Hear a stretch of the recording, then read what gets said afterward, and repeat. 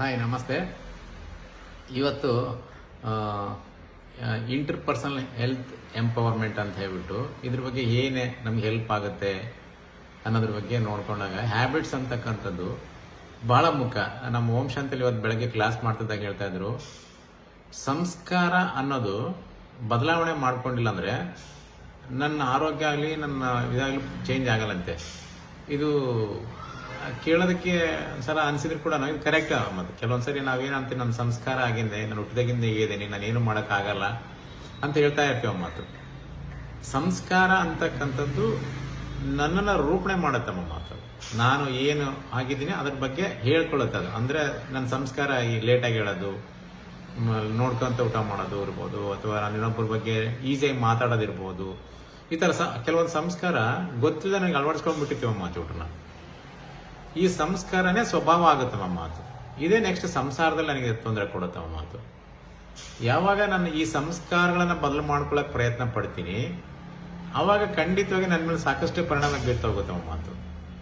So ನಾನು ಏನಾದರೂ ನನ್ನ ಸಂಸ್ಕಾರ ಚೇಂಜ್ ಮಾಡ್ಕೋಬೇಕು, ಅಥವಾ ನನ್ನ ಸ್ವಭಾವ ಚೇಂಜ್ ಆಗಬೇಕು, ಅಥವಾ ನಾನು ಎಲ್ಲರಿಗೂ ಹೊಂದ್ಕೋಬೇಕು ಅನ್ನೋದು ನಿಜವಾದರೆ ಖಂಡಿತವಾಗಿ ಸಂಸ್ಕಾರ ಅಂತಕ್ಕಂಥದ್ದನ್ನು ಬದಲು ಮಾಡ್ಕೋಬೇಕು.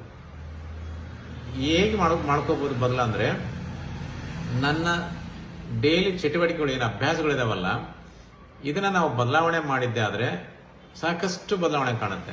ಆ್ಯಕ್ಚುಲಿ ನಾನು ಮಾಡ್ತಕ್ಕಂಥ ಅಭ್ಯಾಸಗಳು ನನಗೆ ಮಾಡ್ತಿದ್ದ ಫೀಲಿಂಗೇ ಇರಬಾರ್ದು. ಅವತ್ತು ಪ್ರತಿದಿನನೂ ಒಳ್ಳೆ ಕೆಲಸಗಳು ಆಗ್ತಾನೆ ಇರಬೇಕು. ಗೊತ್ತಿಲ್ಲದ ಬೆಳಗ್ಗೆ ಮೆಡಿಟೇಷನ್ ಮಾಡೋದಿರ್ಬೋದು, ಎಕ್ಸಸೈಸ್ ಮಾಡೋದಿರ್ಬೋದು, ಇನ್ ಟೈಮ್ ಕಾಫಿ ಟೀ ತೊಗೊಳೋದಿರ್ಬೋದು, ಅಥವಾ ಸ್ನ್ಯಾಕ್ಸ್ ತೊಗೊಳೋದಿರ್ಬೋದು. ಒಟ್ಟು ಆ ಟೈಮಲ್ಲಿ ಅದನ್ನು ಮಾಡಿಬಿಡ್ಬೇಕಮ್ಮ ಅದು. ಸೊ ಅವಾಗ ಆಟೋಮೆಟಿಕ್ ಆಗಿ ಗೊತ್ತಿಲ್ಲದೆ ನಮ್ಮ ಸಂಸ್ಕಾರಗಳು ಯಾವಾಗ ಚೇಂಜ್ ಮಾಡ್ಕೊಳಕ್ಕೆ ಸರಿ ಮಾಡ್ತೀವಲ್ಲ ನಾವು, ಅವಾಗ ಸ್ವಭಾವನ ಚೇಂಜ್ ಆಗುತ್ತೆ, ಮನೆ ವಾತಾವರಣ ಚೇಂಜ್ ಆಗುತ್ತೆ, ನನ್ನ ಆಕ್ಟಿವಿಟೀಸೇ ಚೇಂಜ್ ಆಗುತ್ತೆ ಮಾತು.